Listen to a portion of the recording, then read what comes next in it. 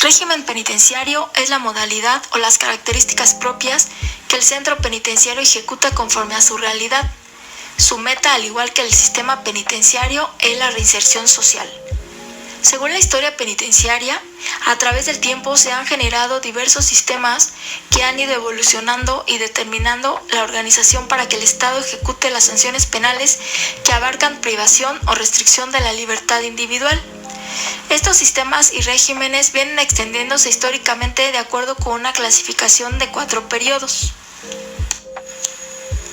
Régimen filadélfico o celular. Sistema de aislamiento celular como consecuencia de la aplicación del derecho canónico donde primó el carácter de la penitencia. Aparece en las colonias británicas en América del Norte. Este sistema se caracteriza porque hay encierro completo del prisionero en su celda, separándolo hasta el extremo en que le es imposible conocer a los demás compañeros de reclusión. Durante la permanencia en la prisión, se le designa con el número de la celda y apenas se le permite leer y trabajar en algún oficio. La disciplina es la misma para todos. Su origen lo encontramos en las ideas de Howard, las que sirven a Franklin para que en el año de 1787 funde la Sociedad de Filadelfia y 3 años después construya la primera prisión celular, popularizando así el sistema no solo en los Estados Unidos de Norteamérica, sino en Europa. Existen 2 tipos de régimen de esta naturaleza. El rígido, que mantiene el aislamiento durante las 24 horas del día, y el moderado, que concede cierta libertad de contacto con los demás presos. Desde un plano de observación inmediata puede señalarse el pro y el contra de la forma punitiva, tal como ha sido planteada por sus impugnadores y por sus defensores. Señálense entre sus ventajas la disciplina, la reflexión y autocrítica. Una vez puestos en libertad no pueden los reclusos reconocerse y asociarse en sus actividades delictivas. La absoluta imposibilidad de las evasiones y, desde un punto de vista puramente económico, el que se reduce el número de guardianes y se evita la construcción de varios edificios para separar a las distintas clases de penados. La anterior serie de consideraciones no pesan, sin embargo, tanto como los inconvenientes que aducen sus opositores, principalmente el de la soledad, que es contraproducente para la naturaleza humana que la sufre, trayendo la imposibilidad para ejercitar su propia voluntad, incrementa el ocio, induce a pensar sobre nuevas actividades delictivas, desadapta al preso del medio ambiente social y predispone a las enfermedades mentales y distorsión de la conducta. Entre los que critican este sistema se destacan Ferry, quien lo considera como una de las aberraciones del siglo XIX. Para el penalista argentino reúne estos defectos. Es incompatible con la naturaleza social del hombre. Dificulta la readaptación del delincuente, importa el sufrimiento cruel, expone al abatimiento, requiere un personal de guardia con actitudes varias y complejas, dificulta tanto la instrucción como el trabajo, origina gastos cuantiosos, no se aviene a la diferente idiosincrasia de los infractores y desconoce que las legislaciones tienden paulatinamente a limitar la duración de la condena. Sistema progresivo. A mediados del pasado siglo aparecen los sistemas progresivos, caracterizados porque poco a poco atenúan el rigor de la sanción, buscando la satisfacción de las necesidades básicas y realización personal del penado. El tiempo de la condena se dividió en 3 grados a través de los cuales pasa el recluido, siempre que demuestre buen comportamiento. Un primer grado lo constituye el régimen filadélfico, el segundo el de Auburn y el tercero el de la libertad anticipada, que se puede perder por mala conducta. En Irlanda, Sir Walter Crofton, otro de los destacados apóstoles que ha tenido el penitenciarismo, para evitar el estado de cosas imperantes, tomó como medida que constituyó un importante paso hacia el mejoramiento de las instituciones carcelarias la implantación de la libertad condicional. Tuvo que aceptar como mal necesario el que se siguiera el sistema de comunidad, puesto que el aislamiento individual era imposible por la insuficiencia de las prisiones en su país. Para compensar esto, implantó la concesión de vales a los reclusos, los cuales se otorgaban de acuerdo a su conducta, trabajo y estudio, de manera que de acuerdo con un número logrado variaba el tratamiento y abría las puertas de la libertad bajo condición. Llegó inclusive a otorgar licencias a los presidiarios. El sistema progresivo propiamente es conocido por las denominaciones de irlandés o de Crofton. Está basado en el conocimiento del preso y se divide en los siguientes 4 periodos. El celular continuo, con 2 fases, una de completo silencio y alimentación disminuida y otra en que se suaviza lo anterior, el que se puede identificar con el sistema auguriano. El de prisión intermedia con trabajo fuera del establecimiento. El de libertad condicional esencialmente vigilada. Entre las ventajas que se le han indicado se resaltan los estímulos para la buena conducta, la readaptación social, el no desarrollar bruscamente el paso de uno u otro periodo, sino en fases graduales sucesivas. Se presenta menos al contacto de unos y otros, es difícil la simulación e incrementa el trabajo. El sistema irlandés subsigue al de servidumbre penal inglesa y agrega a este un grado más. Asimismo, el trabajo al aire libre del segundo periodo se desarrolla sin silencio. Aquel es tomado del que desarrolló el español Montesinos, quien en 1836 ya había aplicado su método en la cárcel de Valencia, partiendo desde la utilización de las viejas cadenas hasta llegar al implantamiento del trabajo libre y la salida a la calle. Alexander Makochi tuvo un interesante ensayo del sistema progresivo en la colonia inglesa en el continente de Australia, que generó la colonización de este territorio. El proceso consistió en 3 etapas. La primera etapa era aislamiento bajo el sistema filadélfico. La segunda era mixto, que era comunal y aislamiento, de acuerdo con el régimen auburniano. Y la tercera era prelibertad, cuyo sistema se basó en tiquetes o boletas. El penalista uruguayo Irureta Goyena nos presenta el sistema progresivo como una pirámide cuya base se halla formada por la reclusión celular, su cúspide por la libertad condicional y de los planos intermedios por formas neutras de prisión, por participación de uno y otro. El profesor argentino, por su parte, le atribuye las siguientes ventajas. Es un régimen neutral, estimula la buena conducta, previene ciertas enfermedades y es una piedra de toque sobre el carácter del recluido.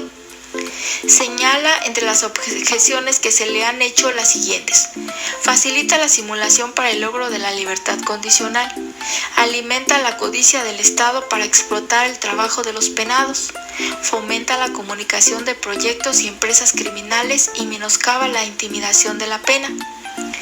Para el mismo autor, todas estas críticas no son obstáculo. No podemos decir que se cumple el régimen progresivo, pues aun siendo como es, simple paso transaccional hacia una más depurada praxis ejecutiva, se amolda bastante a la condición psicofísica del delincuente. Entre los defensores del método progresivo considerado genéricamente tenemos al francés Canat, para quien por basarse en la recompensa a los esfuerzos es un primerísimo medio de acción encaminado a obtener enmienda de los condenados. La ventaja del acceso de un periodo a otro permite dirigir el esfuerzo común hacia los mejores. Agrega el autor citado que el sistema progresivo adquiere un valor indiscutible al permitir depositar la confianza en el prisionero y que así en el trabajo y en la escuela impone la necesidad del contacto directo de ciertas personas con él. Conviene considerar desde el plano más realista el sistema comentado sobre lo que hay en relación con lo que debe haber. Veamos que en Colombia el Código de Régimen Carcelario y Penitenciario da paso a que se aplique un régimen de clasificación progresiva. Las modalidades propias del sistema penitenciario progresivo han sido acogidas por el legislador colombiano tímidamente y parcialmente desde el Código Carcelario de 1934. Gran número de cárceles de todos los países han combinado diversos sistemas y regímenes, acomodando su capacidad y recursos a las circunstancias, y se consideran algunos ejemplos como el de encierro duro, donde el sistema comunitario o celular en extremo no se superó en pleno siglo XX otras etapas. A nivel de ejemplo, se trae a cuenta algunas experiencias carcelarias como las canteras de Dionisio en Cilicia, Latonias en Grecia, las tres Islas Marías en México, reformada recientemente, etc. Organización de una prisión. Todos los servicios penitenciarios deben regirse por un conjunto de principios claramente definidos, los cuales figuran en la legislación fundamental a la que están sujetos los servicios penitenciarios, es decir, la ley penitenciaria u otras leyes equivalentes. La manera de aplicar esos principios en la práctica queda definida en el derecho, como el reglamento de prisiones, que se complementa con otros reglamentos penitenciarios más específicos.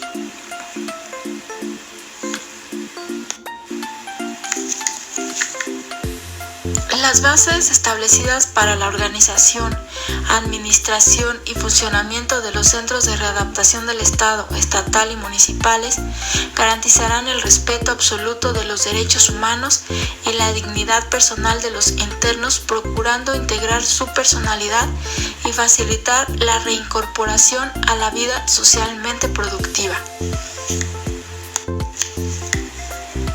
El gobierno del Estado debe tomar las medidas necesarias para prevenir y detectar actos de corrupción en los centros de readaptación social. Cualquier servidor público que conozca de la comisión de uno de estos actos está obligado a denunciar de inmediato. Los internos deben estar separados como lo indica la Constitución Política de los Estados Unidos Mexicanos. Se recluyen en secciones distintas los procesados, los sentenciados, los hombres y las mujeres, a fin de que dentro de los centros de readaptación social haya un número de internos que pueda controlarse en respeto de los derechos humanos. El gobierno del Estado procura que el número de internos corresponda a la capacidad de los espacios y edificios destinados a los establecimientos, con el fin de evitar hacimientos.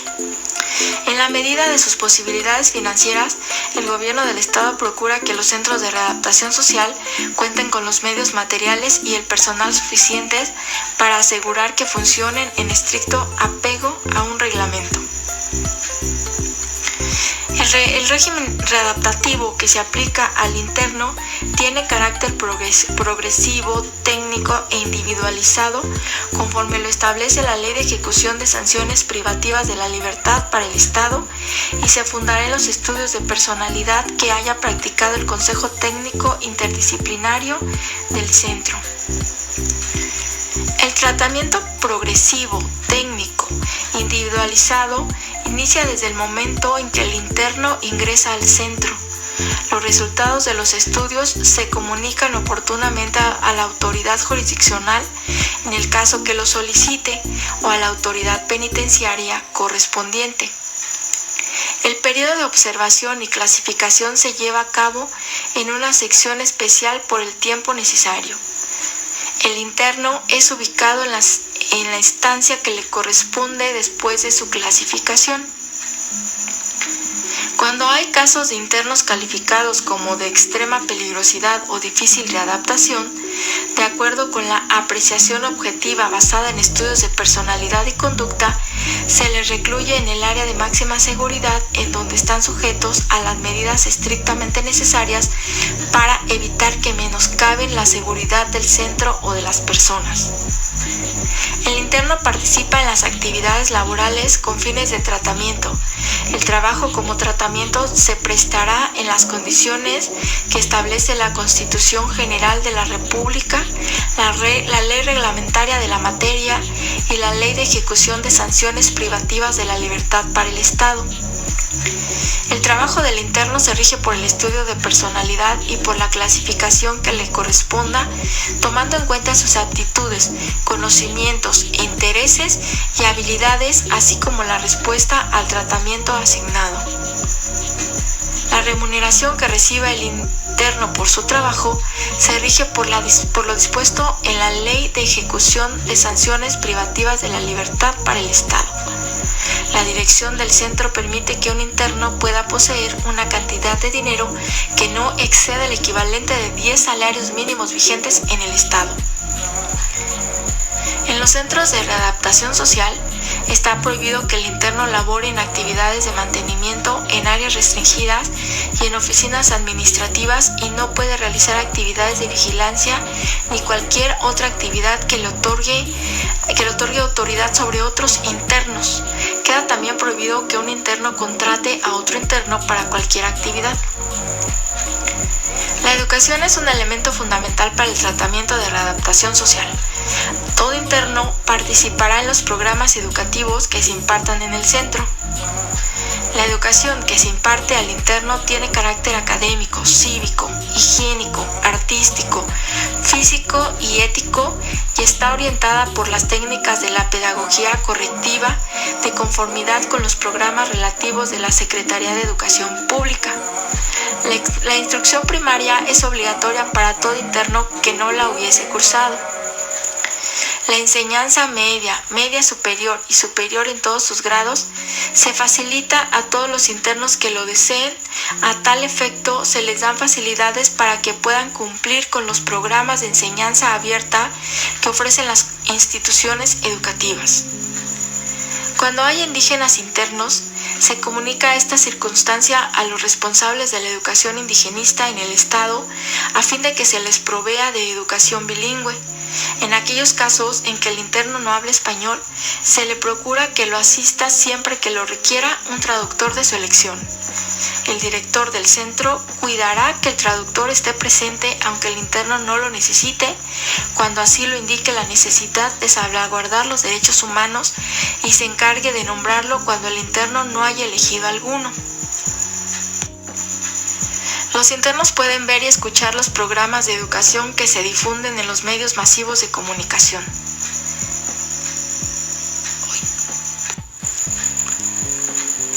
El coordinador educativo aplica el tratamiento basándose en el grado de escolaridad, capacidad para el aprendizaje, intereses, habilidades y aptitudes del interno. La educación se imparte en el centro y se orienta a promover la readaptación social de los internos y estos, según su edad y condiciones de salud, pueden recibir educación física y participar en encuentros deportivos de acuerdo a los horarios y días que fija la dirección.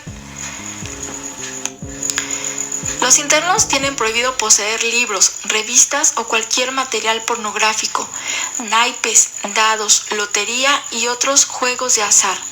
La dirección del centro resuelve escuchando al Consejo Técnico Interdisciplinario acerca de los libros, periódicos y revistas que puedan ser introducidos al centro, pero se impide la entrada de publicaciones destinadas a informar sobre hechos delictuosos y de la nota roja de los periódicos. A los internos que cursen y acrediten los niveles escolares se les tramitará y entregará la documentación oficial correspondiente. Para aquellos internos que ya cursaron preparatoria o nivel equivalente o superior, se organizan círculos de estudios y talleres de discusión y colaboran con el coordinador educativo en la impartición de clases. En los centros de readaptación social se establece un sistema administrativo para registrar a los internos en el momento de su ingreso. Dicho sistema comprende los datos siguientes: nombre, sexo, edad, lugar de nacimiento, domicilio, estado civil, profesión u oficio e información sobre su familia, como fecha y hora de ingreso y salida, así como las constancias que acreditan su internamiento, identificación dactiloantropométrica, identificación fotográfica de frente y de perfil, autoridad que determinó la privación de la libertad y motivos de esta, y depósito e inventario de sus pertenencias. Los internos quedan sujetos a revisión médica y medidas sanitarias de aseo, vacunación, prevención y tratamiento desde el momento en que ingresan al centro. Si el interno es portador de medicinas o de otras sustancias químicas, en el momento de su ingreso, el coordinador de los servicios de salud decide el uso que debe darles. Los objetos de valor, ropa y otros bienes que el interno posee a su ingreso o traslado y que de acuerdo a las disposiciones del reglamento de ese centro penitenciario no puedan retener consigo, son entregados a la persona que designe o en su defecto conservados en el depósito de objetos que está bajo la custodia del coordinador de trabajo social, previo inventario que se levante a satisfacción del interno y firme el jefe del cuerpo de seguridad en turno o el subdirector. El gobierno del Estado debe tomar las medidas necesarias para prevenir y detectar los objetos que se conserven en custodia del centro en el momento de su liberación, quien otorgará el recibo respectivo. Los objetos prohibidos se confiscarán y subastarán, y el producto de su venta ingresará al activo del presupuesto del centro, a menos que constituya evidencia de un delito. Al momento de su egreso, se le entregará al interno el saldo del fondo de ahorro a que se refiere la Ley de Ejecución de Sanciones Privativas de la Libertad para el Estado. A su ingreso a los centros de readaptación social, se les hará saber a los internos las disposiciones a que quedan sujetos y sus derechos, y se les permitirá comunicarse con sus familiares y abogados para informarles de su situación. El Consejo Técnico Interdisciplinario del Centro asigna el dormitorio o sección a cada interno de conformidad con el estudio de personalidad que se haya realizado. Desde el ingreso del interno al centro se integra su expediente único, el cual comprende las resoluciones relativas a su proceso, sentencia ejecutoria, estudio de su estado biopsicosocial, el tratamiento que se le aplique y su seguimiento, así como los informes relativos a su comportamiento dentro del centro. Todo interno, desde su ingreso y durante su estancia en el centro, tiene derecho a los servicios de salud y alimentación. Los internos son escoltados a sus traslados interiores y exteriores en la forma ordinaria o extraordinaria que acuerde la dirección del centro. Los traslados externos se verifican en condiciones de higiene, seguridad y de modo que la forma de transporte no cause sufrimiento físico a los internos ni exponga a estos a agresión o a la curiosidad del público. La dirección, oyendo la opinión del jefe de seguridad en turno, dispone la escolta que acompaña al interno en su traslado, así como el tipo de armamento que éste debe emplear.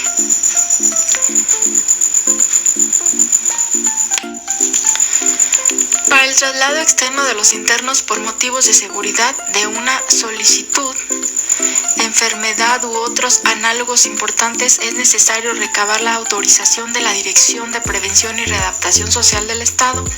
Respecto de las personas sujetas a proceso penal, es necesaria la autorización de la autoridad jurisdiccional de la causa. En el caso de traslado de un interno a otro centro, se permite también copia certificada de su expediente único o a efecto de que se continúe con su tratamiento progresivo técnico individualizado. La Dirección de Prevención y Readaptación Social celebra convenios con otras instituciones del sector salud próximas a los centros de readaptación social para la atención de los internos. Corresponde al director del centro autorizar, previa opinión del coordinador de salud, la intervención de médicos del sector salud ajenos al centro para atender dentro del mismo casos especiales que por su gravedad la hagan necesaria. Dicha intervención es notificada de inmediato a la Dirección de Prevención y Readaptación Social. El traslado de un interno a un centro médico distinto al del establecimiento, así como su custodia durante el internamiento, se hace bajo la más estricta responsabilidad del director del Centro de Readaptación Social. El coordinador de salud del centro supervisa la higiene personal de los internos de todo el establecimiento y sus espacios, sobre todo aquellos lugares donde se manejan y producen alimentos. Dicho coordinador hace del conocimiento del Consejo Técnico Interdisciplinario el historial clínico o patológico de los internos, determinando su estado de salud actual. Se realizan campañas permanentes para la erradicación de enfermedades. Los internos deben conservar su aseo personal y están obligados a hacer el aseo diario de los lugares en que habitan y a los que asisten regularmente, poniendo en orden sus objetos personales. Sus prendas de vestir deben estar limpias y se lavarán con frecuencia necesaria para mantener la higiene. El lavado de la ropa es realizado por los mismos internos o sus familiares. La subdirección administrativa y el coordinador de salud supervisan la higiene de los dormitorios y de los servicios sanitarios en lo que respecta a ventilación, iluminación y funcionamiento. En ningún dormitorio se aloja mayor número de personas que el que corresponde a su capacidad, evitando así el hacinamiento. Las camas son de uso individual. En los centros de readaptación social se suministran 3 alimentos al día a los internos. Con el fin de identificar las toxinfecciones alimentarias, se procura que los encargados de servicio de salud tomen diariamente 2 muestras diferenciadas de cada uno de los platillos elaborados, mismas que se conservan bajo frío por un periodo de 72 horas en recipiente estéril, anotando la fecha a la que corresponden. Los alimentos de los internos infectocontagiosos pueden prepararse en las cocinas en donde se preparan los alimentos de la población sana.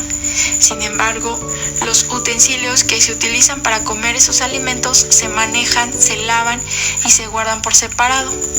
Se procura la desinfección o la esterilización de dichos utensilios cuando algún interno muestra síntomas de infección producida por los alimentos.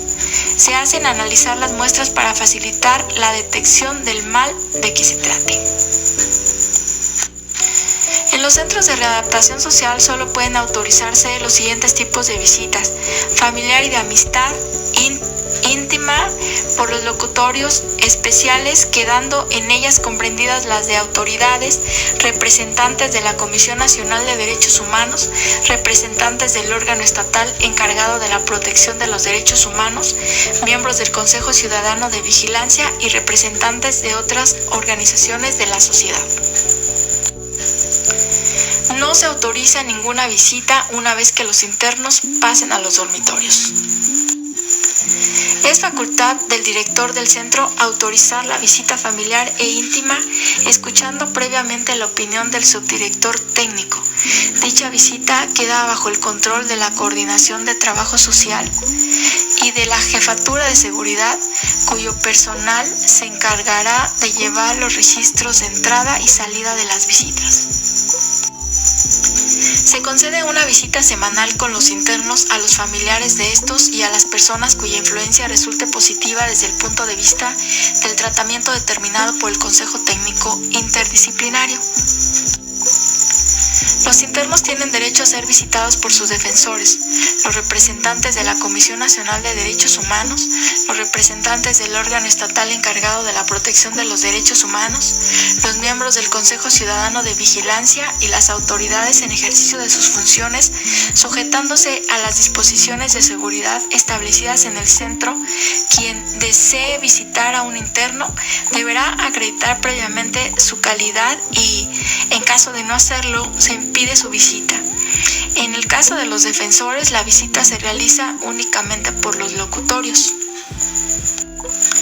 Cualquier persona que desee visitar a un interno debe ser autorizada para ello y acreditar su calidad mediante credencial que al efecto expidan las autoridades del centro cuando se trate de familiar, visita íntima o de amistades. La credencial de visita se retira temporalmente cuando el visitante o el interno, con su conducta, alteran el orden del centro. En este caso, se levanta un acta al respecto, la cual se anexa al expediente del interno. Los visitantes se anotan en los libros de control correspondientes tanto en el momento de entrada como en el de salida del centro. Todos los visitantes quedan sujetos a revisión personal antes de celebrar la visita. Dicha revisión se practica respetando la dignidad de la persona y en cubículo cerrado, en forma separada para hombres y mujeres y por personal masculino y femenino según el sexo del visitante. Cuando el visitante lleve algún objeto cuya introducción no sea autorizada, se le recoge previo recibo y se le devuelve a la salida. Si la aportación del mismo constituye delito, se le da parte a la autoridad competente. En las zonas de acceso de los centros de readaptación social hay letreros visibles y claros en los que se especifican los requisitos de visita, así como los derechos y las obligaciones de visitantes y visitados en el transcurso de la misma.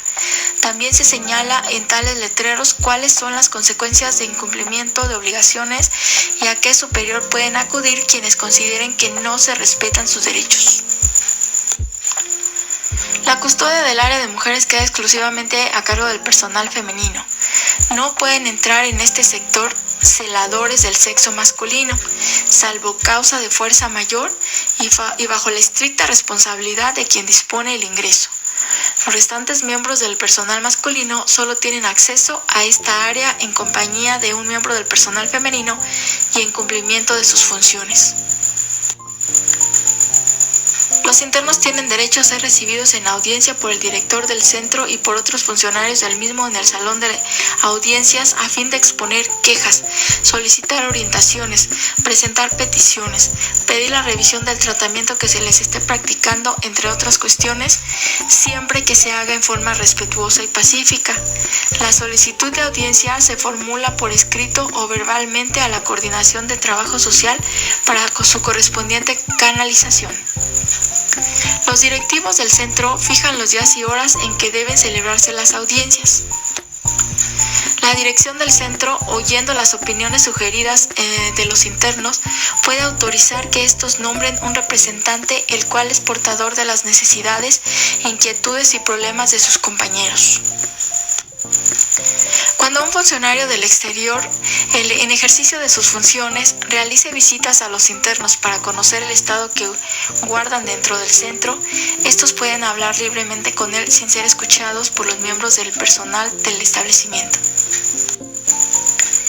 En función de la partida presupuestal que se asigne a los centros de readaptación social, se procura que estos cuenten con el personal directivo, jurídico, técnico, administrativo y de seguridad, y todos tienen nombramiento de confianza. La actividad de las autoridades y del personal que labora en estos centros está encaminada a la consecución de los fines que señalen en la pena de prisión, en la Constitución Federal, en la Ley de Ejecución de Sanciones Privativas de la Libertad para el Estado y en un reglamento. La Dirección de Prevención y Readaptación Social del Estado, por conducto de la Secretaría de Gobierno, propondrá al Ejecutivo del Estado a las personas que integran el personal de los centros de readaptación social estatales, considerando principalmente para ellos sus antecedentes penales, preparación académica y aptitudes. Tratándose de los centros de readaptación municipales, es el ayuntamiento correspondiente el encargado de la organización, administración y funcionamiento de la institución penitenciaria en su partido judicial. El personal jurídico, técnico, administrativo y de seguridad recibe, ya sea en forma previa a la asunción del cargo o bien durante el desarrollo del servicio, cursos básicos de formación, capacitación y adiestramiento de conformidad con los programas previamente aprobados por la Dirección de Prevención y Readaptación Social del Estado. El director del centro cuida que la capacitación de su personal sea permanente para mantenerlo actualizado y en plenitud de sus facultades físicas y mentales. Los cursos de capacitación tenderán a procurar que en el desempeño de las tareas del personal de los centros se conjuguen eficacia y respeto de los derechos humanos y se evite la corrupción. Será condición indispensable para la obtención de un cargo, para permanecer en él y para obtener promociones, tomar los cursos que se les indiquen. Los aspirantes deben tener entre 18 y 40 años de edad, haber cursado la enseñanza de primaria, no contar con antecedentes penales y aprobar en forma satisfactoria los exámenes médicos y psicológicos que les sean practicados en la propia institución. El gobierno del estado crea un sistema de estímulos y recompensas para el personal penitenciario en función de la partida presupuestal que se asigna a los centros de readaptación social. Se procura que su personal directivo se integre con los siguientes funcionarios: director, subdirector jurídico, director técnico y sus coordinadores auxiliares, director administrativo y otros. Todo el personal que labora en el Centro de Readaptación Social está sujeto a la autoridad del director, del que recibe órdenes de trabajo directamente o por conducto del funcionario correspondiente. Las ausencias del director del centro por más de 3 días naturales deben ser autorizadas por la Dirección de Prevención y Readaptación Social del Estado y son cubiertas en el siguiente orden: el subdirector jurídico, el subdirector técnico, el subdirector administrativo o el funcionario que designe el director de Prevención y Readaptación Social. Al director del centro le corresponde supervisar la aplicación de las normas establecidas en la Ley de Ejecución de Sanciones Privativas de la Libertad para el Estado y representar al centro ante cualquier autoridad, disponer cualquier medida de carácter general independientemente de su naturaleza, dando prioridad a aquello cuya urgencia no admita demora, resolver sobre el desarrollo de la progresividad del régimen readaptativo en cada caso concreto, tomando en cuenta en calidad de dictámenes las opiniones emanadas del Consejo Técnico Interdisciplinario y permitir el acta correspondiente a la Dirección de Prevención y Readaptación Social. Permitir a la Dirección de Prevención y Readaptación Social las propuestas y correspondientes a la iniciación y realización de los trámites relativos a la obtención de los beneficios de libertad previstos en la Ley de Ejecución de Sanciones Privativas de la Libertad para el Estado. Formular por sí mismo o por medio del subdirector jurídico denuncias o querellas ante las autoridades correspondientes por hechos delictuosos cometidos en el centro, informes relativos a la aplicación de los beneficios previstos en la Ley de Ejecución de Sanciones Privativas de la Libertad, acordar la distribución interna del trabajo entre las subdirecciones, escuchando para ello el parecer de los titulares, disponer traslados externos de los internos según las normas legales aplicables, vigilar y exigir que se respeten las normas laborales y de protección al medio ambiente nacionales y estatales, así como lo establecido en un reglamento, vigilar por conducto del subdirector jurídico que en ningún momento haya en el establecimiento personas detenidas sin que nadie medie mandato judicial o administrativo, así como evitar que se prolongue injustificadamente la prisión. Para el cumplimiento de esta responsabilidad deberá mantenerse en estrecho contacto con los jueces y advertirles de los casos en que hayan cumplido los términos de detención. Ordenar la excarcelación cuando, una vez cumplidos los plazos y realizadas las gestiones a que se refiere la fracción 18ª del artículo 107 de la Constitución Federal, no se haya dictado el auto de formal prisión. Vigilar que no se prolongue la detención por falta de pago de honorarios o cualquier otra prestación en dinero, alguna responsabilidad civil o situación análoga, y estar pendiente de la oportuna tramitación de los beneficios de libertad. También le corresponde vigilar por conducto del subdirector jurídico que se respeten las normas de beneficios de libertad a tal efecto. Se formará a los internos con claridad cuáles son las reglas de preliberación establecidas en la ley y cómo se hará la contabilidad. Se les darán constancias mensuales del cumplimiento de actividades en donde se especifique cuáles cumplieron y cómo están siendo contabilizadas. Se les llevará el registro del cumplimiento de las actividades de cada interno, así como de su conducta, de los indicios de readaptación que se perciben en él y en el momento en que se consideren que ya pueden obtener algún beneficio de libertad. Se hará saber esta circunstancia a las autoridades encargadas de otorgarlo. Ello sin perjuicio de derecho del interno a solicitar que se le otorguen los beneficios cuando considere que lo merece. Los subdirectores auxiliarán al director en el cumplimiento de las tareas de este cuando no se trate de aquellas que el director debe realizar personalmente. El director fijará a los subdirectores las funciones que deben desarrollar específicamente, entre las que figuran preferentemente las relacionadas con sus áreas. La responsabilidad del funcionamiento de la institución penitenciaria recae en el director, ante quien son responsables los subdirectores, coordinadores técnicos, jefe de seguridad y los empleados en general, por lo que respecta al trabajo que tienen a su cargo. Al subdirector jurídico le corresponde revisar en forma periódica los expedientes de los internos con objeto de hacer del conocimiento del director del centro las fechas en que alcanzarán su libertad, ya sea por compurgamiento total de la pena o porque reúnan los requisitos para el trámite de algún beneficio de libertad establecido en la ley estatal o federal respectiva. Formular los cómputos conducentes para la obtención de algún beneficio de libertad de los señalados en las leyes y solicitar al subdirector técnico los informes de los demás miembros del Consejo Técnico Interdisciplinario a fin de proponer candidatos. Orientar y asesorar a los sentenciados ejecutoriamente en el trámite de algún beneficio de libertad y a los procesados en cuanto a su defensa. Llevar el control de los expedientes de los internos a efecto de tener todas las constancias judiciales actualizadas sobre su situación legal o, en su defecto, solicitarlas a la autoridad competente.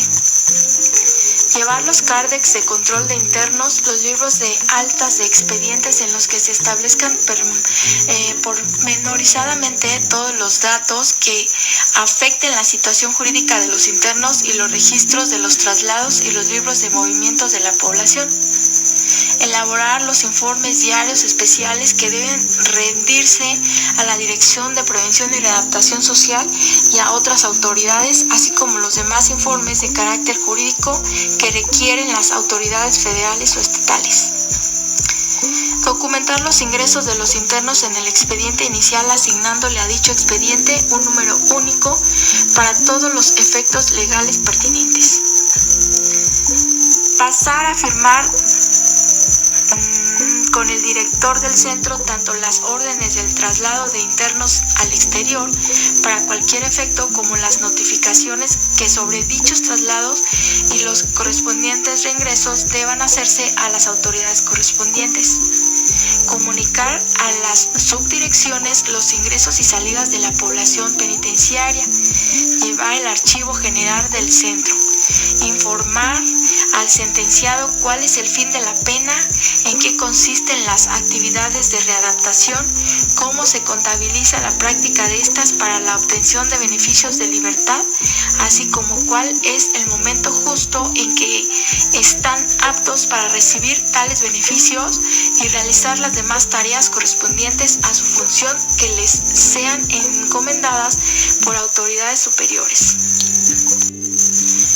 El subdirector técnico es el responsable directo de la aplicación y desarrollo del régimen readaptativo ante la dirección del centro y sus atribuciones son: proponer el tratamiento penitenciario de los internos de acuerdo a los estudios técnicos practicados, coordinar las áreas técnicas encaminándolas a la prevención, la readaptación social y el seguimiento de las políticas penitenciarias regidas por el respeto respeto a los derechos humanos, supervisar y realizar los trámites técnicos que requiere el centro y los internos, integrar el expediente técnico general de los internos solicitando los informes necesarios a las coordinaciones técnicas, dar a conocer con anticipación a la dirección del centro la calendarización de los programas técnicos planeados y autorizados, ampliar la comunicación entre los coordinadores técnicos en relación al desarrollo del tratamiento de los internos para lograr un trabajo interdisciplinario completo, recabar las actas donde se contienen los correctivos disciplinarios para el control del grado de integración social del interno y proponer tratamientos adecuados. Apoyar al patronato para la reincorporación social por el empleo, fomentar la participación de la sociedad en general en el programa sobre la prevención social, estudiando las propuestas de participación en actividades sociales y culturales por parte de organismos extrainstitucionales y presentar el dictamen correspondiente a la dirección del centro para su autorización. Presentar a la subdirección administrativa las necesidades de las áreas productivas para que las mismas sean satisfechas tanto como lo permita la partida presupuestal del centro, con el fin de aplicar adecuadamente el tratamiento readaptativo. Las demás tareas inherentes a sus funciones que le encomienden las autoridades superiores también son de su obligación.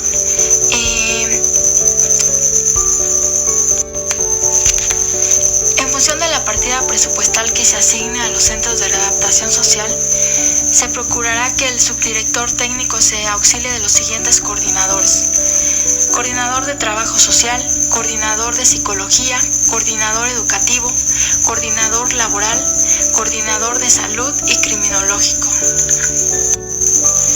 El coordinador de trabajo social tiene facultad para practicar el estudio socioeconómico de los internos, actualizándolo periódicamente. Fomentar la adecuada relación interpersonal de los internos con sus compañeros, el personal, su familia y defensores. Auxiliar a los familiares y dependientes de los internos en todo lo que sea posible, a fin de lograr la permanencia y el buen desarrollo del grupo familiar en los aspectos social, moral, laboral, pedagógico y otros, recurriendo para ello, cuando sea el caso, a las opiniones de los demás miembros del Consejo Técnico Interdisciplinario. Auxiliar al interno y sus familiares en la defensa de sus derechos civiles.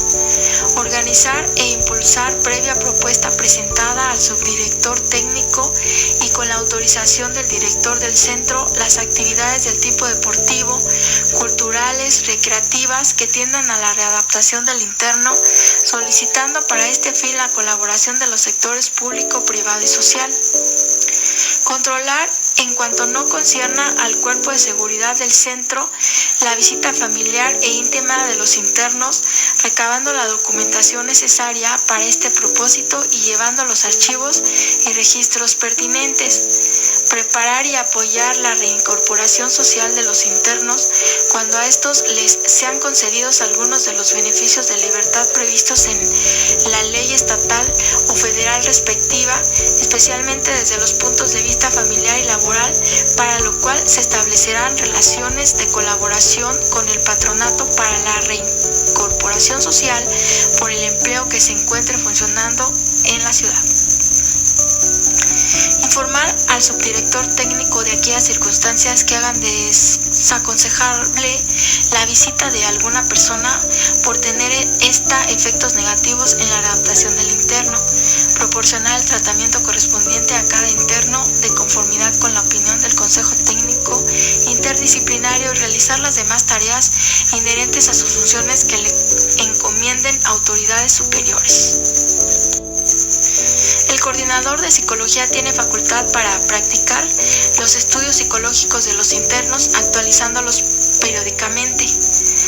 Prestar atención a los internos que la requieran y notificar al subdirector técnico para los efectos pertinentes acerca de los casos que ameriten algún tipo de atención especializada, examinar periódicamente a los internos y dar su opinión a la subdirección técnica sobre la respuesta que presenten en relación con el tratamiento propuesto, hacer extensiva la terapia en la medida de lo posible a los familiares de los internos y a sus víctimas, presentar los informes que dentro de las atribuciones les sean encomendados, practicar examen a los aspirantes a ingresar al servicio del Centro de Readaptación Social y realizar las demás tareas inherentes al ejercicio de su especialidad que le encomienden las autoridades superiores.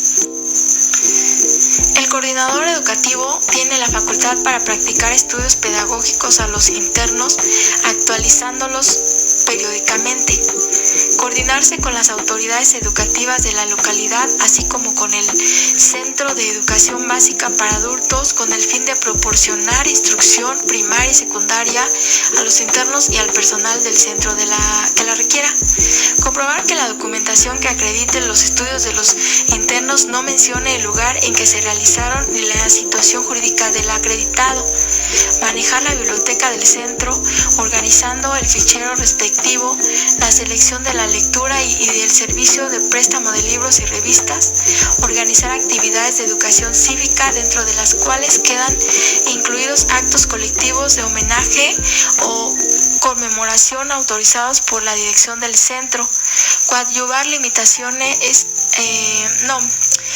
limitándose a la supervisión en el desarrollo de actividades religiosas autorizadas por la dirección y realizar las demás tareas inherentes al tratamiento de los internos por medio de la educación que les sean encomendadas por autoridades superiores.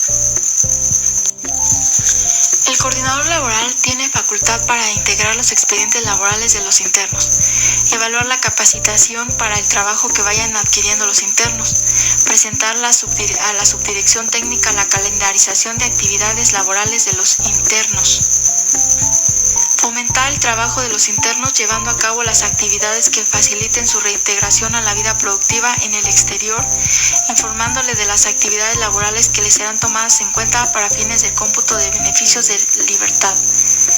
Prestar o presentar estudios de mercadotecnia para el adecuado aprovechamiento de los talleres y mano de obra de los internos. Tomar en cuenta las actividades laborales de capacitación para el trabajo y educativas realizadas por indiciados para los beneficios de la ley y a que se hagan acreditadores en caso de que la sentencia que se dicte sea condenatoria y realizar las demás tareas correspondientes a su función que le encomienden autoridades superiores. El coordinador de salud tiene facultad para elaborar los expedientes clínicos de cada uno de los internos a su ingreso y durante su estancia en el centro. Emitir dictámenes sobre el estado de salud de los internos cuando fuere necesario o requerido por autoridades competentes. Coordinarse con instituciones de salud para la mejor atención de los internos. Controlar las enfermedades, padecimientos y plagas de todo tipo que se presenten en el centro, proponiendo a la subdirección técnica las medidas de prevención que estime pertinente. Practicar exámenes de reconocimiento de salud a los internos y al personal del centro cuando las circunstancias lo ameriten. Controlar los medicamentos que entren al centro y su administración a los internos. Organizar y supervisar los programas de salud de la unidad clínica. Determinar si hay en los internos signos o síntomas de tortura, de malos tratos, que les hayan infligido golpes, dolores o sufrimientos graves, físicos o psíquicos, y en su caso deberá comunicarlo inmediatamente al director del centro y al consejo técnico interdisciplinario. Realizar las actividades propias de su función que le encomienden las autoridades superiores.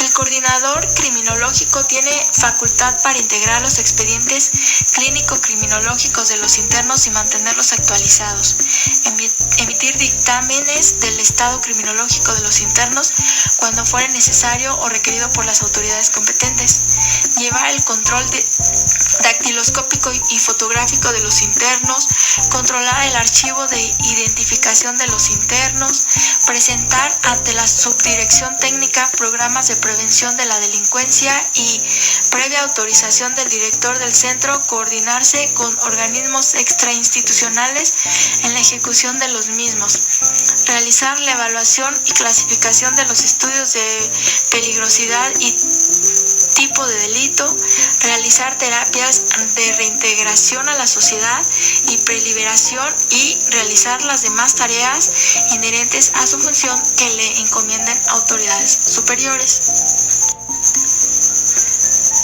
Son atribuciones del subdirector administrativo registrar, para los efectos legales pertinentes, las altas y bajas y las inasistencias, retardos en la presentación del servicio, licencias, permisos, vacaciones y cualquier otro movimiento administrativo del personal del centro.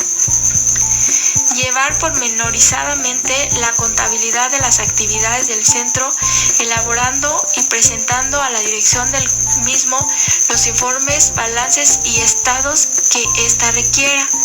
Formar y conservar los inventarios de los bienes muebles e inmuebles del centro, llevando cuenta de altas, bajas y modificaciones que se produzcan en la dotación del centro. Atender el mantenimiento de los edificios, maquinaria, herramienta y otros artículos incorporados definitiva o transitoriamente al servicio del centro o al uso del personal, salvo el armamento cuyo mantenimiento y control corresponde exclusivamente al cuerpo de seguridad. Vigilar que los servicios se otorguen gratuitamente. Tramitar todas las adquisiciones referentes al mantenimiento del centro y efectuar las ventas que se originen de la explotación de las unidades de trabajo bajo el control y las limitaciones que se disponga la dirección del centro, previo acuerdo con la Dirección de Prevención y Readaptación Social.